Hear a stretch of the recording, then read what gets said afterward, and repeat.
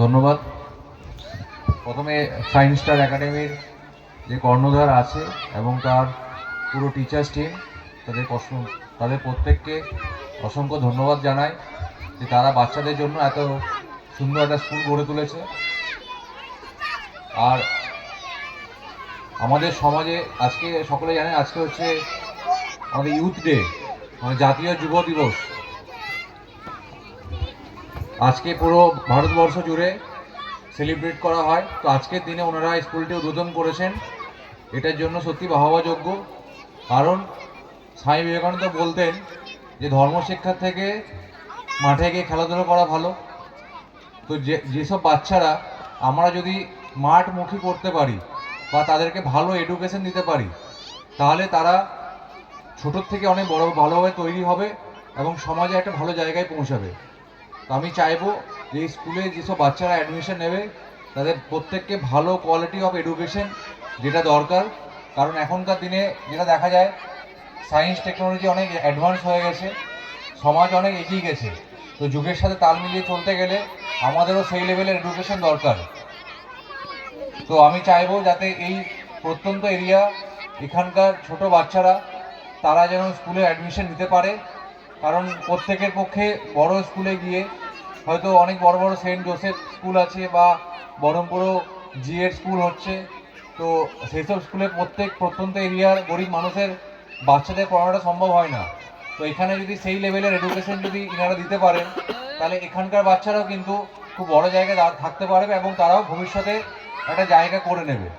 আর সাথে সাথে আমি এটা বলবো, পড়াশুনোর সাথে সাথে যদি যেটা আমাদের শারীরিক শিক্ষা, যেটা খেলাধুলো, বিভিন্ন স্পোর্টস অ্যাক্টিভিটি বা আদার্স যে ক্যারাটে, জুডো যেগুলো দরকার সেগুলো যেন ওখানে দেওয়া হয়।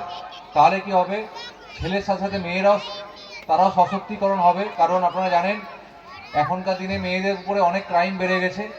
যদি আমাদের ক্রাইম ইন্ডেক্স দেখা হয় তো মেয়েদের উপরে অনেক অত্যাচার হচ্ছে।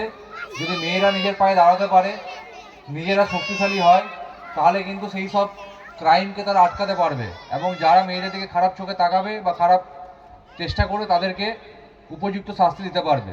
তাই আমি চাইবো যাতে পড়াশোনার সাথে সাথে ওখানে যেটা কমব্যাট কোর্স যেগুলো হয় সেইগুলো যেন ওখানে দেওয়া হয়। আরেকটা কথা আমি বলবো যে এখানে যেটা দেখেছি আমি এসে, যে যদি থানাতে 5টা কেস হয় তার মধ্যে 3টে কেস হচ্ছে 498 কেস, মানে বধূ নির্যাতন বা কিডন্যাপিং কেস, মানে প্রেম ঘটিত কারণে চলে যাওয়া। এটা কিন্তু একটা ভিসিএস সাইকেল। কারণ যেটা দেখা যায়, যখন এরকম কোনো ঘটনা ঘটে, হয়তো বাবা মার ইচ্ছার বিরুদ্ধে সে হয়তো চলে গেল, 1 বছর 2 বছর পরে যার সাথে চলে গেল বিয়ে করলো পালিয়ে, তার সাথে আবার ডিভোর্স হয়ে গেল। ডিভোর্স হওয়ার পরে তারপরে কোর্টে যাচ্ছে, কোর্টে গিয়ে মেনটেন্যান্সের মামলা করছে যে আমার খরপোশ চায়। দিয়ে হয়তো কিছুদিন 6 মাস খরপোশ দিল, তারপরে খরপোশ দেওয়া বন্ধ করে দিল। দিয়ে সেখানে আবার কোর্টে যাচ্ছে, কোর্ট থেকে ওয়ারেন্ট বেরোচ্ছে আর সে বাইরে চলে যাচ্ছে, বা হয়তো ঝামেলা হয়ে আরও বড় কোনো ক্ষতি হচ্ছে। তাই আমি এটাই বলবো, মেয়েদেরকে পড়াশোনা শেখান, মেয়েদেরকে বোঝান যে কোনটা ভালো কোনটা খারাপ। কারণ 13-14 বছরে এত মেয়ে বাইরে চলে যায়, এটা মোটেও ঠিক নয়। বা লুকিয়ে চুরিয়ে বিয়ে দিয়ে দেন, এটাও ঠিক নয়। আপনাদের জেনে রাখা দরকার, আমাদের মুর্শিদাবাদ জেলা হচ্ছে আমাদের ভারতবর্ষের মধ্যে যেটা আর্লি চাইল্ড ম্যারেজ, মানে 18 বছর নিচে বাল্য বিবাহ, তাতে 1 নম্বরে। আমাদের ভারতবর্ষের মধ্যে 1 নম্বরে। এটা মোটেও গৌরবের ব্যাপার নয় যে মুর্শিদাবাদের নামটা খুব ভালো জায়গায় পৌঁছাচ্ছে। কি মুর্শিদাবাদ 1 নম্বরে কিসে? বাল্য বিবাহে। 14 বছর, 15 বছর, 16 বছরের মেয়েদের বিয়ে দিয়ে দেওয়া হচ্ছে। পুলিশ গিয়ে হয়তো বন্ধ করছে, লুকিয়ে গিয়ে অন্য কোনো জায়গায় বিয়ে দেওয়া হচ্ছে। এটা করবেন না। এটা করা মানে আমি বলে দিলাম, আপনি 14 বছর 15 বছর মেয়েকে যখন বিয়ে দিচ্ছেন, তার কাছে বিয়েটা হচ্ছে একটা খেলা। সে যখন আরো 2-3 বছর পরে তার 1-2 বাচ্চা হয়ে যাচ্ছে, তারপরে যার সাথে বিয়ে করছে সেই হাজব্যান্ডের সাথে ছাড়াছাড়ি হয়ে যাচ্ছে, দিয়ে সে হচ্ছে তার কেউ নেই, সে বাবা মার কাছে যেতে পারছে না, স্বামীর ঘর ছাড়া হয়ে যাচ্ছে।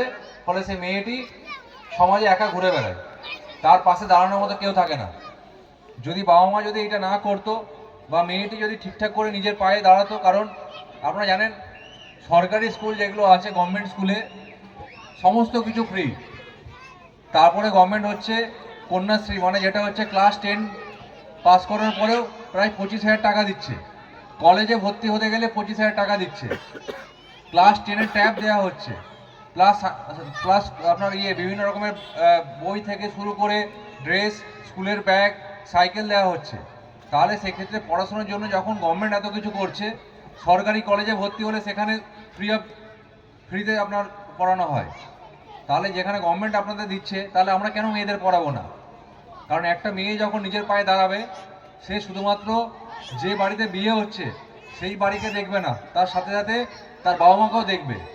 একটা ছেলে কিন্তু একটা ফ্যামিলিকে দেখে, আর একটি মেয়ে যখন নিজের পায়ে দাঁড়ায় সে দুটো পরিবারকে দেখে এবং তার বাচ্চাটিকেও ভালোভাবে মানুষ করে।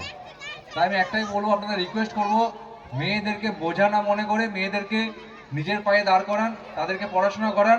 তাহলেই আমরা একটা ভালো সমাজ, একটা সুন্দর ভবনগুলো গড়ে তুলতে পারবো।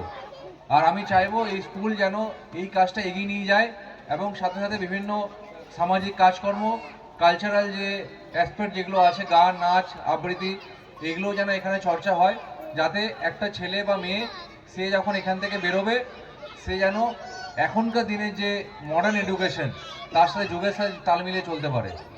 সবাই ভালো থাকবেন, সুস্থ থাকবেন। ধন্যবাদ। যদি হাততালি মারতে হবে।